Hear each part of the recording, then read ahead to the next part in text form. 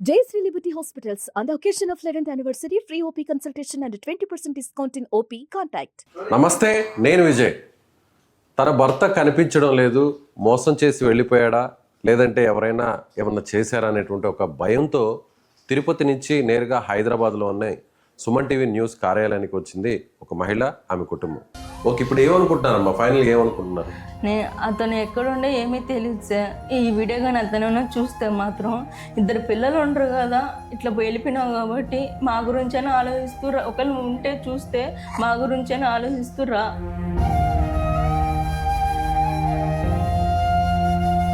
So చిన్నపిల్లలు, నెలల పాప, అలాగే 2 సంవత్సరాల బాబు ఉన్నాడు. పిల్లల భవిష్యత్తు కూడా చాలా కీలకం కాబట్టి పోలీసులను ఆశ్రయించినా కూడా పోలీసులు చూద్దాం వేచి చూద్దాం అంటూ వాళ్ళు కూడా దాటవేస్తారు. సో ఎవరైతే రేణుగుంట పోలీసులు ఉన్నారో ఇమీడియట్గా స్పందించి దాదాపు 1 నెల రోజులు అవుతుంది కాబట్టి ఈ ఫ్యామిలీకి సంబంధించినటువంటి సమస్యను పరిష్కరించాలి, అలాగే అతని ఆచూకీని కూడా కనిపెట్టాలి. అసలు ఆ సమస్య ఏంటి, ఎందుకని తన భర్త వెళ్ళిపోయాడు, ఆ గొడవ ఏంటో కూడా ఒకసారి అడిగి తెలుసుకుందాం. నమస్తే అమ్మా, ఏం పేరు నీ పేరు? చంద్రకళ సార్. చంద్రకళ. మీ అమ్మగారా? మీ పేరమ్మా? కామాక్షి. మీ భర్త పేరు? సుధాకర్. సుధాకర్. ఎక్కడుంటారు మీరు? మేము మా అత్తగారి ఇల్లు వచ్చి బద్దేలు సార్, అమ్మగారిది వచ్చి తిరుపతి సార్. తిరుపతి. డెలివరీ కానీ అమ్మగారి ఇంటికి వచ్చినాను సార్. డెలివరీ. ఇప్పుడు ఆ పాప డెలివరీ? చిన్న పాప. ఎన్ని మంత్స్? 3 months. ఇప్పుడు 3 months. ఫస్ట్ బాబు సార్. బాబు. అప్పుడు అత్తగారి ఇంటికాడనే ఉన్నాను. ఏంటి సమస్య ఏంటి అసలు? అతను జాబ్ ఏం చేయలేదు సార్. పెళ్ళైన తర్వాత జాబ్ చేయలేదు కదా. సరే మీ అమ్మగారి నుంచి డబ్బులు తీసుకురా, నేను వ్యాపారం చేసుకుంటాను, స్థలం వ్యాపారం చేసుకుంటాను అన్నాడు సార్. సరే అని నేను మా అమ్మని అడిగి, మా మేనమామని అడిగి 10 lakhs తీసి ఇచ్చినాను సార్. ఆ తర్వాత అది వడ్డీ కట్టాలి కదా, అది అడుగుతా అంటే సరిగా ఏం పట్టించుకోడు, ఏమడిగినా కొట్టేవాడు. మామూలుగా ఏమడిగినా కొట్టేవాడు. ఇంకా అత్త మామకు చెప్తే వాళ్ళు పట్టించుకోరు సార్, ఏమడిగినా పట్టించుకోరు. ఆ తర్వాత ఫస్ట్ బాబు పుట్టిన తర్వాత ఇట్లే పట్టించుకోకుండా ఉన్నాడు. సెకండ్ బాబు డెలివరీ కానీ, పాపకి డెలివరీ కానీ నేను అమ్మగారి ఇంటికి వచ్చిన, నాతో పాటు అతను వచ్చిండు. వచ్చిన తర్వాత మళ్ళీ నేను ఈ డబ్బులు కట్టలేదు కదా, నేను వ్యాపారం చేస్తాను, అది 10 lakhs పెడితే 10 lakhs వస్తుంది, పాత అప్పు తీరిపోతుంది, ఇది తీరిపోతుంది అంటే నా కాడ ఎక్కడ వస్తుంది, మా మామ కాడ కూడా నీకు తీసి ఇచ్చేసినాను కదా, ఇంకెవరు నాకు ఇస్తారు అనేసి అడిగితే అప్పుడు కొట్టేవాడు, టార్చర్ చేసేవాడు. నాకు ఖచ్చితంగా కావాలా, అప్పు కట్టాలంటే ఖచ్చితంగా కావాలి, లేదంటే చచ్చిపోతాను, అట్లాంటి బ్లాక్మెయిల్ చేస్తా అంటే సరే అనేసి మా అమ్మమ్మ దగ్గరికి నుంచి వాళ్ళ ఇద్దరి దగ్గర గోల్డ్ తీసిచ్చి అది 10 lakhs దాకా పెట్టుకునిండు. ఆ తర్వాత కరెక్ట్గా నెల టైం తీసుకునిండు అంతే. నెల టైం తర్వాత వాళ్ళు వచ్చి అడుగుతా అంటే నేను అడుగుతానే ఉన్నా, లేదు ఇంకో 10 days, ఇంకో 20 days అట్లా టైం పెడతానంటే వాళ్ళ దగ్గర మాట్లాడిచ్చేవాళ్ళు, పెట్టిన వాళ్ళ దగ్గర. వాళ్ళు కొన్ని రోజులు టైం పెడుతుందమ్మా అంటా ఉన్నా. సరే నేను ఏం పట్టించుకోలే. ఒక 10 days నుంచి కనబడలేదు సార్. ఆ తర్వాత మళ్ళీ 10 days తర్వాత బాబు బర్త్డే రోజు నైట్ వచ్చాడు. నైట్ వచ్చిన తర్వాత అప్పుడు అందరూ వచ్చి ఏంది టైం అయిపోయింది కదా, ఎన్ని రోజులు తీసుకుంటారు, ఖచ్చితంగా నాకు కావాలి ఈ రోజు అనేసి అడుగుతా అంటే నేను తను అడుగుతా అంటే లేదు అట్లా నేను నా కాడ లేదు, వాళ్ళు ఇచ్చేటప్పుడే నేను ఇస్తానేసి నన్ను కొట్టి ఎక్కువ అట్లా లేక అట్లా ఉన్నాను. ఆ టైంలో అమ్మ వాళ్ళు పోలీస్ స్టేషన్ తీసుకొని పోయినారు సార్. సరే నైట్ 1 అవుతా అంటే సరే మార్నింగ్ రండి మార్నింగ్ మాట్లాడదాం అనేసి పంపించి నేను హాస్పిటల్ చూసుకొని వచ్చేసిన. అతను వెళ్ళిపోయిండు. తర్వాత మార్నింగ్ వస్తే అవును నేను తీసుకున్న నిజమే, మేము ఎవరి దగ్గర తీసుకున్నాం అంటే మేము మేనమామ దగ్గర తీసుకున్నాం, మీ అమ్మమ్మ దగ్గర తీసుకున్నాను అనేసి అక్కడ పోలీసులు రాపిచ్చిండ్రు. 20 days టైం ఇచ్చిండ్రు. రాపిచ్చిన తర్వాత 20 days తర్వాత నేను అదే అక్కడికి వెళ్ళి ఫోన్ చేపిస్తే వస్తానని చెప్పిండు. సాయంత్రం 5 వరకు వస్తానని చెప్పి ఆ తర్వాత ఫోన్ స్విచ్ ఆఫ్ వచ్చింది. అంటే ఇప్పుడు డబ్బులు కట్టబడుతుంది అనేటువంటి ఉద్దేశంతో పారిపోయాడా, లేదంటే ఎవరైనా ఏమైనా చేస్తుంటారని భయంతో నేను వచ్చాను సార్. 1 నెల రోజుల పైన అయిపోయింది. ఫోన్ స్విచ్ ఆఫ్, అస్సలు ఎక్కడుండే ఏ మూడు అస్సలు తెలియడం లేదు సార్. పోలీసులకు చెప్పారా? చెప్పాం సార్. వాళ్ళు చూద్దాం ఉండండి, ఫోన్ స్విచ్ ఆఫ్ వస్తుంది కదా, మేమేం చేస్తాం చూద్దాము అనేసి వాళ్ళు అంటాం. ఇప్పుడు సిగ్నల్ ఎక్కడ కట్ అయింది, ఆ లొకేషన్ ట్రేస్ చేయలేదా పోలీసులు? ఇప్పుడు పెళ్ళై 4 సంవత్సరాలు అవుతుంది. ఫస్ట్ ఒక 10 లక్షలు ఇప్పించారు, తర్వాత అప్పు తీర్చడానికి ఇంకో 10 లక్షలు గోల్డ్ ని తాకట్టు పెట్టి తీయించారు. ఇప్పుడు 20 లక్షలు మీరు ఇచ్చారు. ఏం చేస్తుంటాడు ఆయన? ఏం చేయడు సార్, బిజినెస్ అంటాడు కానీ ఏం బిజినెస్ అని ఏం చెప్పేవాడు కాదు సార్. ఏం చెప్పేవాడు కాదు. ఎక్కడికి వెళ్తున్నాను, ఎక్కడికి వస్తా, తిరిగి ఏం చెప్పడు సార్. ఆయన ఇష్టంగా వెళ్తాడు, ఆయన ఇష్టంగా వస్తాడు. అంటే అసలు ఏ పని చేయడా? ఏం పని చేయడు సార్. ఆయన పని చేయకుండా అడిగేదానికి నేను బిజినెస్ చేస్తాను నాకు అనేసి అడిగి అప్పుడు అట్లా టార్చర్ చేస్తే ఇంకా అప్పుడు ఇప్పించిన. ఇప్పుడు ఏం బిజినెస్ చేస్తున్నాడు, ఏం పని చేస్తున్నాడు, కనీసం ఉద్యోగం కానీ అసలు వ్యాపారం అని అంటే సరే బిజినెస్ అన్నాడు, ఏం బిజినెస్ అని చెప్పాలి. అడిగితే కూడా చెప్పలేదు సార్. మీరు ఎంక్వైరీ చేయలేదా? ఎవరిని అడిగినా వాళ్ళ ఫ్రెండ్స్ని అడిగాను సార్, 2-3 అంటే చేస్తున్నారు అంటారు. ఫస్ట్ అట్లే చేసినాను అంటాను వింటారు. వాళ్ళ ఫ్రెండ్స్ ఫోన్ చేస్తే అవును మా దగ్గర చేసినారు అనేసి అంటారు. మళ్ళీ డబ్బులు ఎందుకు రాలేదంటే కొంత టైం పడుతుంది అన్నారు. దాని తర్వాత ఈ మనిషి ఫస్ట్ లో చేసింది ఈలే కదా, అప్పుడు వాళ్ళు ఫోన్ చేసి అడిగితే మాకు సంబంధం లేదనేసి అంటారు. ఏం పేరు అతని పేరు? ఎవరు సార్? మీ భర్త పేరు? సుధాకర్ సార్. సుధాకర్. కాదమ్మా, పెళ్ళై 4 సంవత్సరాలు అవుతుంది. కనీసం ఫ్రెండ్స్ బంధువులు ఎవరో ఒకరు ఏదో ఒకటి చెప్తారు కదా, పలానా పని చేస్తున్నాడు, వ్యాపారం చేస్తున్నాడు అని. ఫ్రెండ్స్ ఫోన్ చేసి అడిగితే తిని ముందే మాట్లాడి వాళ్ళకి చెప్పి పెట్టుంటాడు సార్. మా అత్త ఫోన్ చేసినా మా వైఫ్ ఫోన్ చేసినా అట్లా చెప్పండి అనేసి చెప్పి పెట్టేసి ఉంటాడు. మీరు ఎవరికి ఫోన్ చేసి అడిగినా తనే ఫోన్ చేసి ఇస్తాడు. వాళ్ళు ఏమంటారంటే రియల్ ఎస్టేట్ చేస్తున్నాము, బద్వేల్లోనే మేము రియల్ ఎస్టేట్ చేస్తున్నాము, ఇద్దరితో నాకు చెప్పించినాడు. మేము నమ్మినాం సార్ మేము కూడా. సరే రియల్ ఎస్టేట్ అంటే నిదానంగా వస్తారు డబ్బులు అని చెప్పని మేము అప్పులో కూడా మేము నిదానంగా సమాధానం చెప్పుకుంటూ వచ్చినాం. కొన్ని రోజులు ఉండండి అనేసి అని. అది ₹1 కట్టింది లేదు, ఏమీ లేదు. నాకు నేనుండే తిరుపతిలో, ఈ పాపలో అత్తగారింట్లో ఉంటుంది. ఎప్పుడు అడిగినా విపరీతంగా కొడతాడు అంట, కానీ మాకు చెప్పదు ఈ పాప. నాకు ఒకటే సార్ కూతుర్ని, ఇంకా ఆమె ఎందుకు బాధపడ్డము అనేసి నేను మీ తల్లిదండ్రులకి చెప్పలేదు నాకు ఏ విషయం నాకు అతను గొడవ చేస్తున్నా కొడుతున్నా కూడా ఎప్పుడు చెప్పలేదు సార్. ఇప్పుడు అతను ఫోన్ కాల్స్ కానీ ఫ్రెండ్స్ కానీ ఇంటికి వచ్చే వాళ్ళు ఎవరైనా కానీ ఏం చేస్తున్నాడు అది కొంచెం మీరు ఎప్పుడు అడిగాను. అదే ముందు చెప్పెడతారు, ఇట్లా మా భార్య అడిగినా మా అత్త వాళ్ళు అడిగినా ఇట్లా చెప్పే ముందని చెప్పెడతారు సార్. అని అడిగితే సేమ్ అతనట్టే చెప్తారు, వాళ్ళు అట్నే చెప్తారు సార్. 2-3 నెంబర్లు ఉంటాయి మా దగ్గర సార్. వాళ్ళకి ఆల్రెడీ తిను చెప్పేసి ఉంటాడు, ఎవరు ఫోన్ చేసినా అట్లా మాట్లాడండి అనేసి అని. తినకి తెలియకుండా చేస్తాం వాళ్ళకి. కరెక్ట్గా ఇతను చెప్పిన మాట వాళ్ళు చెప్తారు. పోనీ మీ అత్త మామూలు అడిగితే వాళ్ళకి తెలీదా? మేమే వాళ్ళకి నాకు తెలియదు అంటారు సార్. ఏం పని చేస్తాడని కూడా చెప్పలేదు. ఇప్పుడు వాళ్ళు ముందు చెప్పిన బిజినెస్ పెట్టిస్తాం మేమే, ఇప్పుడైతే ఏం జాబ్ చేయలేదు ఏం చేయలేదు అన్నారు. దాని తర్వాత పెళ్ళైన కొత్తలో నేను అడిగిన బిజినెస్ పెట్టిస్తారని అన్నారు కదా అంటే, దానికి వాళ్ళ చిన్న అబ్బాయి లండన్కి వెళ్ళినట్టు సార్. దానికి ఇప్పుడు అబ్బాయి పెట్టినాను, మళ్ళీ పెట్టలేను, నేను నిదానం పెడతానని వాళ్ళు పట్టించుకోవడం. ఎన్నిసార్లు అడిగినా పట్టించుకోలేదు సార్. ఇప్పుడు మీరు పెళ్లి చేసేటప్పుడు అతను ఎంతవరకు చదువుకున్నాడు, ఏ ఉద్యోగం చేస్తున్నాడు, ఏ వ్యాపారం? జాబ్ లేదని చెప్పినారు సార్.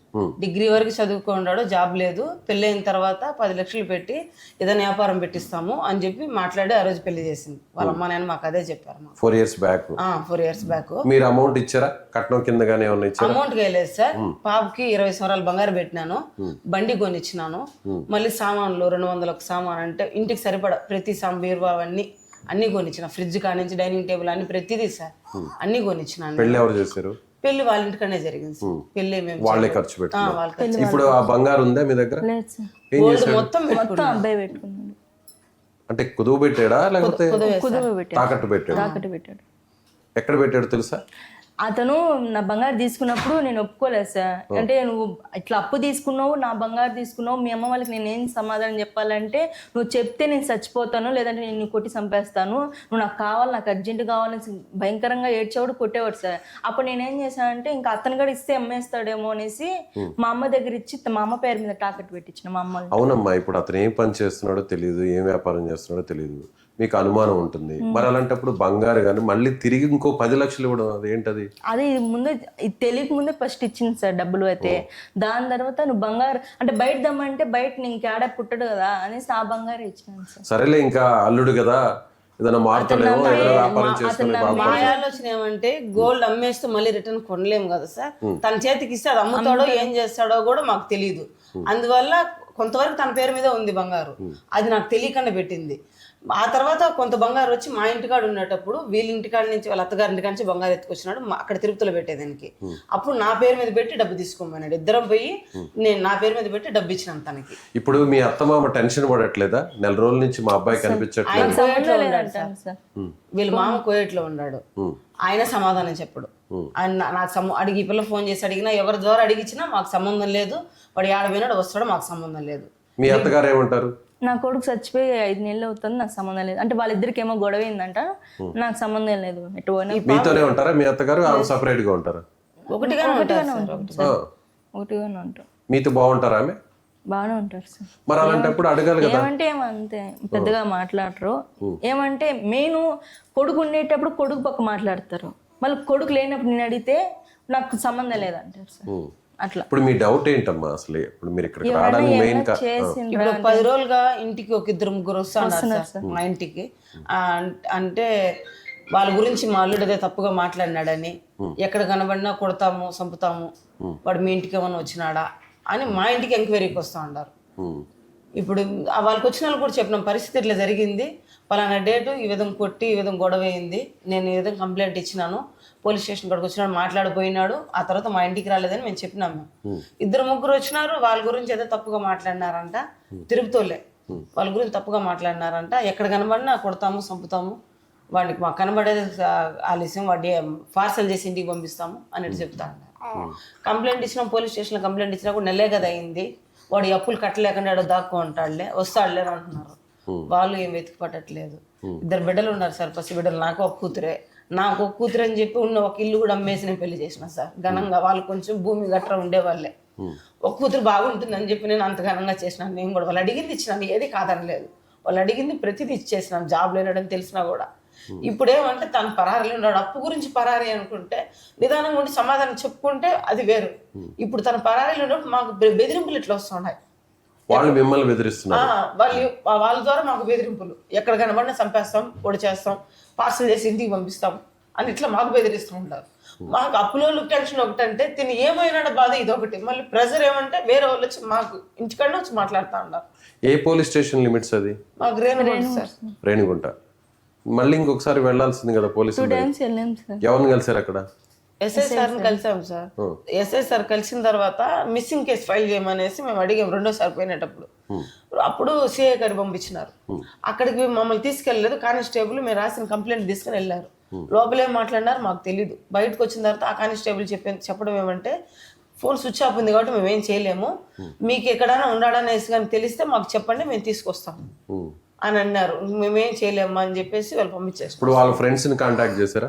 వాళ్ళ ఫ్రెండ్స్ మాకు మధ్యలో ఒక పిల్లోడు తెలుస్తారు అంతే, ఆ పిల్లోడికి మాకు తెలియదు అన్నాడు. ఇక్కడ హైదరాబాద్ లోనే వినయ్ అన్న పిల్లోడు ఫ్రెండ్ అని మాకు తెలుసు, తనకి స్టార్టింగ్ లో ఫోన్ చేసినా మన దగ్గర రాలేదు అనేసి అన్నాడు. ఆ గొడవ టైంలో అప్పుడు నా కోపం నేను తిట్టినా, నేను ఎక్కడున్నాడు అని అడిగితే లేదు నేను పాప డైవర్స్ తిప్పించేస్తాను, కొడుతున్నా, టార్చర్ చేస్తున్నాడు అని నేను కోపంగా తిట్టేసి నేను ఫోన్ పెట్టేసినాను. నేను కంప్లైంట్ ఇచ్చిన రోజే సార్. ఇక్కడికి రాలేదంట, బద్వేలు వాళ్ళ అమ్మోళ్ళ ఇంటికి పోలేదంట, అక్కడ తిరుపతిలో ఆచూకి లేదు. తనకు తెలిసిన వాళ్ళు కూడా తిరుపతిలో 2-3 అడిగినాం సార్ మేము పోయి. నైటే పోయేది, పగుళ్ళు అయితే ఉండడేమో, నైట్ అయితే ఇంటికి వస్తాడేమో అని 2-3 అడిగినాం. వాళ్ళు రివర్స్లో మమ్మల్ని తిరుగుతా ఉన్నారు, వాడు ఆడున్నాడో మాకు తెలీదు, మా గురించి అంత బ్యాడ్గా అందరితో మాట్లాడున్నాడు, ఖచ్చితంగా వచ్చినాడంటే మాత్రం కొడతాము, వాళ్ళు మమ్మల్ని బెదిరిస్తూ ఉంటారు. ఏమన్నా చెడు అలవాట్లు ఉన్నాయా? నాకు తాగుడంతా అంత ఏం లేదు సార్, మాకు తెలిసి ఏం లేదు సార్ తాగుడంతా. మాకైతే ఏం లేదు, కానీ 24 గంటలు ఫోన్లోనే ఉంటాడు సార్. ఆ ఫోన్ ఎప్పుడైనా చూసారా మీరు? ఈడు సార్ అడిగితే లాక్ కూడా మాకు తెలియదు సార్, లాక్ కూడా చూపిడు, అడిగినా కూడా కొడతాడు సార్, ఫోన్ మాత్రం ఈడు. పెళ్ళైన మొదటి నుంచి ఇలాగే ఉండేవాడా లేదంటే మధ్యలో ఏమన్నా మారాడా? ఇట్లానే సార్, ఇట్లానే ఉన్నాడు. కానీ మాక్సిమం మాకు తెలియకుండా మేనేజ్ చేసినారు అంతే వాళ్ళ ఫ్యామిలీ వాళ్ళు. కానీ ఇప్పుడు పిల్లల మీద ఏమన్నా ప్రేమ అభిమానం ఉంటుంది అతనికి? లేదు సార్, అస్సలు లేదు. అదేంటమ్మా? అస్సలు వాడు ఆ బాబుని అయితే, నా ఫస్ట్ బాబుని అయితే ఎత్తి కింద వేసేదాన్ని, చంపేస్తాను, బాబుని ఎత్తి కింద వేసేదాన్ని, బా అంత ఘోరం సార్. మరి అలాంటి వాడు ఇప్పుడు పాప, చిన్న పాప, నెలల పాప, కనీసం పాపను చూడాలని ఫోన్ చేయడం కానీ అస్సలు లేదు సార్. పుట్టినప్పటి నుంచి అలాగే ఉండేవాడా? అంతే సార్, పుట్టినప్పుడు ఒకసారి 2 సార్లు పాపను ఎత్తుకుని ఉంటాడు అంతే సార్. మళ్ళీ అస్సలు బర్త్డే ఫంక్షన్ కి వచ్చారంటున్నారు కదా? అదే బర్త్డే ఏం చేయలేదు, నైట్ వచ్చాడు సార్ బర్త్డే పాప అబ్బోడికి. బర్త్డేకి వచ్చి ఆ రోజే అబ్బోడిని ఎత్తి కింద వేసి చంపుతాను అనేసి కింద వేసేది ఆ రోజు నైట్. పాపకు పెద్ద ఆపరేషన్ అయింది సార్, 2 బిడ్డలకి పెద్ద ఆపరేషన్, నార్మల్ కాదు. అప్పుడు డెలివరీ నెల అవుతా ఉంది. అప్పుడు 10 రోజుల ముందు వెళ్ళిపోయినాడు, వచ్చినాడు. ఒక భార్య అడగదా ఎక్కడికి వెళ్ళావు, ఏం జరిగింది అడుగుతుంది కదా. ఈ పాప నేను బయట కూర్చోన్నాను, వాళ్ళు ఎట్టని మాట్లాడుకొని మనం ఎంటర్ అవ్వకూడదు కదా అని బయట ఉన్నాను నేను. ఈ పాప మాట్లాడుతుంటే డోర్ వేసుకుని ఈ పాపను కొడతాడు, ఆ విషయం మాకు తెలియదు. ఈ పాప గట్టిగా కేకలు పెట్టే కొందికి అప్పుడు నేను పోయినాను, నేను పోయి అందరు గట్టిగా వచ్చే కొందికి మా వాళ్ళు చుట్టుపక్కల వచ్చేసినారు. ఇప్పుడు ఈ విధంగా మిమ్మల్ని చేస్తుంటే మీ అత్తగారు ఎప్పుడు అతను నిలదీలే? నేను అసలు ఎప్పుడు అడగ, నేను చెప్తే కూడా ఏరా కుడుతున్నావు అంటే ఏమి అని అంతే సార్, దాని నుంచి ఏమున్నది సార్. కనీసం వాళ్ళ అత్త ఈ పాప డెలివరీ అయిన రోజు హాస్పిటల్లో చూసింది అంతే సార్. మళ్ళీ ఇంతవరకు 3 నెలలు పెట్టింది, ఇంతవరకు వచ్చి ఫోన్ చేసి కానీ పిల్లకాయలు ఎట్టున్నారని కానీ ఇతను చూడటం కానీ ఏది లేదు సార్. మరి అలాంటి ఫ్యామిలీకి ఎలా ఇచ్చారమ్మా? మాకు తెలియదు సార్, అట్లనే మాకు తెలీదు. మా పిన్నమ్మ ద్వారా ఇచ్చిందే కానీ వాళ్ళ ముందు వెనక మేము చూడలేదు. మా అల్లుండి కానీ ఇప్పుడు ఒక్కగానో ఒక పాప అంటున్నారు, ఆమె చాలా మీరు చక్కగా చూసుకో ఉంటారు, సో అలాంటి ఆమెను ఇప్పుడు ఒకడికి ఇస్తున్నామంటే వాడు ఏం చేస్తున్నాడు, పని చేస్తున్నాడు, ఉద్యోగమా లేకపోతే వ్యాపారమా, ఏదో ఒకటి ఎంక్వైరీ చేస్తారు కదా. నేను ఎంక్వైరీ చేయాలనుకున్నాను సార్ అప్పుడు. అంటే వాళ్ళ ఇంటికి వెళ్ళాము కదా, అప్పుడు ఈమె మాకు చెప్పడం ఏమంటే, నేను సెకండ్ వైఫ్ కదా, మీరు సెకండ్ వైఫ్ నుంచి వచ్చే సంబంధము ఎంక్వైరీ చేస్తున్నారు, తను నమ్మకంగా ఎంక్వైరీ చేస్తున్నారు, నా భర్తకు వెలుగుండదు. వీళ్ళ హస్బెండ్ వాళ్ళ నాన్నకి మా పిన్నమ్మ రెండో భార్య, ఫస్ట్ భార్య కొడుక్కి ఈమెకి ఇచ్చింది. ఆమెకు బిడ్డలు, రెండో భార్యకి బిడ్డలు లేరు, ఫస్ట్ భార్య కొడుక్కి పాపనిచ్చింది. బంధువులు ఎవరినైనా అడిగారా? ఇప్పుడు అతని తరపున బంధువులు ఎవరైనా? లేదు సార్, మాకు ఎవరు తెలియదు సార్. అలా తెలియకుండా ఎలా చేస్తారమ్మా? అట్లే చేశాను సార్ నేను, ఆ మాటలు నమ్మే నేను పెళ్ళి చేశాను. అయిన తర్వాత తెలిసిందంటే ఆ అతని పిల్లోడు కేసు ఉందంట. పెద్ద పిల్లోడు పుట్టిన ఏం తర్వాత కేసు? అది ఎవరి మీద కేసు? అతని మీద ఫోక్సో కేసా? ఉందంట సార్. ఏంటి ఫోక్సో యాక్ట్ ఎందుకు పెట్టారు? అంటే తిను పెళ్లి కాకముందు, మా పాపనిచ్చి పెళ్లి చేయకముందు వాళ్ళ బంధువుల పాపని తీసుకొని అరెస్ట్ చేశాడు. లేదు సార్, ఇద్దరు లవ్ చేసుకున్నారంట, మైనర్ పాప అంట. పాప తీసుకొని పారిపోయి వచ్చేసినారంట. ఇక్కడెక్కడ హైదరాబాద్ లో ఉన్నారంట వాళ్ళు. వాళ్ళ పాప వాళ్ళు కంప్లైంట్ ఇచ్చినారు, మైనర్ పాపను తీసుకెళ్లిపోయినాడని చెప్పని. వీళ్ళకి పెళ్లి కాకముందు, అది 2021 మాకు తెలియదు సార్ క్లారిటీగా. కేసు అయితే ఉంది, అది విషయం కూడా మాకు తెలియదు. పెద్ద పిల్లోడు పుట్టిన తర్వాత ఆ ఊర్లో తనకి చెప్పుండారు ఇట్లా కేసు. అంటే వాయిదా కూడా పోయి ఇంకా కేసు నడుస్తుంది, కడపలో ఉంది కేసు కూడా, కడప కోర్టులో ఉంది కేసు. ఆ విషయం కూడా మాకు తెలీదు. వాయిదాకి వెళ్ళొస్తూ అన్నాడు కానీ భార్యకు కూడా తెలియదు ఆ విషయం కూడా. కనీసం తల్లిదండ్రులు కూడా చెప్పలేదు, వాళ్ళ అమ్మ నాయన కానీ వాళ్ళ సరికి. వాళ్ళకి తెలుసు ఇతని మీద కేసు ఉందని తెలుసు, వాళ్ళకందరికీ ఈ విధంగా పెళ్లిగా ఒక మేజర్ గా అమ్మాయిని మైనర్ తీసుకెళ్లి. అందరికీ తెలుసు సార్, వాళ్ళ బంధువులే సార్. మా అల్లుడు వాళ్ళ బంధువుల పాపనే తీసుకోమందంట. అందరికీ తెలుసు, వాళ్ళు ఎవరికి తెలియని వాళ్ళేం కాదు, మాకు తెలియదు, మా ఫ్యామిలీ. ఇవన్నీ రహస్యంగా ఉంచి మీకేం తెలియకుండా దాచిపెట్టి ఎంక్వైరీ చేస్తే ఇవన్నీ బయటపడతాయని చెప్పని మా గుండా మేము ఎవరిని విచారించకుండా, ఎంక్వైరీ చేయనీయకుండా మాకు వేరే అబద్ధాలు చెప్పి మమ్మల్ని నమ్మించి చేసినారు ఆ పని. పెళ్ళి బాబు పుట్టిన తర్వాత వాళ్ళ ఫ్యామిలీ వాళ్ళే చెప్పింది, వాళ్ళ బంధువుల ద్వారా బయటపడింది. అంతవరకు వాయిదా పోయే విషయం కూడా ఇప్పుడు తెలియదు. పనిగా పోతున్నాను, వేరే పనిగా పోతున్నాను, ఇట్లే కడపకు పోయేసి వస్తాడు వాయిదా, కానీ మాకు తెలియదు. ఇప్పుడు ఇంటి పోషణ ఎలా మరి? అతను ఏం పని చేయట్లేదు, ఎలా చూసేవాడు ఈ 4 సంవత్సరాలు? అక్కడ అత్తగారు ఇంటికాడ ఉండేటప్పుడు వాళ్ళ ఆయన అన్ని చూసుకుంటా ఉనిండ్రు, మీ మామగారు మా మామగారు అన్ని చూసుకుంటా ఉనిండ్రు. ఇక్కడ డెలివరీకి వచ్చినాక అన్ని అమ్మాయి చూసుకుంటాను సార్. అమ్మ, మా మేనమామ వాళ్ళిద్దరు. ఫస్ట్ డెలివరీ నేనే చూసినా సార్. సెకండ్ డెలివరీకి అయితే స్టార్టింగ్ నుంచి మా ఇంట్లోనే ఉంది. ఇప్పుడు సెకండ్ డెలివరీకి 8వ నెల వచ్చింది. అంటే ఇక్కడ చూపించినారు, పెయిన్స్ వస్తుంది, పెద్ద ఆపరేషన్, పెయిన్స్ రాకూడదు అని చెప్పని అక్కడికే పంపించారు, తిరుపతికి. అక్కడ చెక్ చేస్తే డెలివరీ పెయిన్స్ వస్తుంది, అడ్మిట్ చేయండి అన్నారు. నేను కాల్ చేసి వీళ్ళ మామకి, వీళ్ళ ఇద్దరికి చెప్పాను, డెలివరీ పెయిన్స్ అంట, ఎక్కడిని పంపించేస్తాను, మీ ఊర్లో అడ్మిట్ చేసుకోండి అని చెప్పినాను. లేదు మా భార్య పాపకి చేసి పెట్టలేదు, నువ్వైతే చేసుకోగలుగుతావు, నువ్వే ఫస్ట్ డెలివరీ కూడా ఆడనేగా చేయించినారు, అక్కడనే చేపి అని వీళ్ళ మామ మాతో అన్నారు. అక్కడ అపోలో హాస్పిటల్లో జాయిన్ చేయించి అక్కడే చేయించిన డెలివరీ కూడా. డెలివరీకి మేము అన్ని చూసుకుంటామని అక్కడ చేర్పించిన వాళ్ళు, డెలివరీ అయిన రోజు వీళ్ళ అత్త చూసుకుని, వీళ్ళ పాపం చూసుకుని మామూలుగా జరుగుతూ ఉంటాయి కుటుంబాలు. డెలివరీ ఖర్చులు కూడా పెట్టుకోలేదు సార్ వాళ్ళు. సెకండ్ డెలివరీ కూడా డెలివరీ ఖర్చులు కూడా పెట్టుకోలేదు. ఓకే, ఇప్పుడు ఏమనుకుంటున్నారమ్మా? ఫైనల్ ఏమనుకుంటున్నారు? నేను అతను ఎక్కడుండే ఏమీ తెలియదు సార్. ఈ వీడియో కానీ అతను చూస్తే మాత్రం, ఇద్దరు పిల్లలు ఉండరు కదా, ఇట్లా వెళ్ళిపోయినావు కాబట్టి మా గురించైనా ఆలోచిస్తురా, ఒకళ్ళు ఉంటే చూస్తే మా గురించైనా ఆలోచిస్తురా అనేసి అది మాత్రం అడుగు. ఒకవేళ ఎక్కడన్నా దాక్కొని ఏదన్నా రహస్యంగా ఉంటే, పారిపోయి ఉంటే మాత్రం రా అనేసి అడుగుతున్నాను సార్. బిడ్డలు ఉండరు, నేను ఏం చేయలేను కదా సార్. వాళ్ళ అమ్మ నాన్న కూడా ఏం పట్టించుకోవడంలే, అతనికి తెలుసు వాళ్ళ అమ్మ నాన్న ఏం పట్టించుకోరని కూడా, అందుకనే ఇక్కడ దాకా వచ్చింది. మీరేమనుకుంటున్నారమ్మా? ఏం చేయాలనుకుంటున్నారు నెక్స్ట్? మా చేతిలో అయితే ఏం లేదు సార్. మేము మా సాయి శక్తులు ప్రయత్నించాము, మా చేతిలో అయితే ఏం లేదు. దానికి మీడియాకి వచ్చినాం, పోలీసు వాళ్ళు కూడా రిక్వెస్ట్ చేస్తున్నాం, ఎక్కడున్నారు కొంచెం వెతికి పెట్టిస్తే పుణ్యం కట్టుకోండి సార్. ఇద్దరు బిడ్డలు ఉన్నారు, మా సైడ్గా ఎవరు లేరు సార్ సపోర్ట్ చేసేదానికి, అందుకే ఇంత దూరం రావాల్సి వచ్చింది. మాకు కొంచెం న్యాయం చేయండి సార్, అవన్నీ ఎతికి పట్టండి. 4 రోజులైంది కనిపించింది. ఏం పేరు అతని పేరు? సుధాకర్. రైట్, ఇది ఈ కుటుంబం ఆవేదన.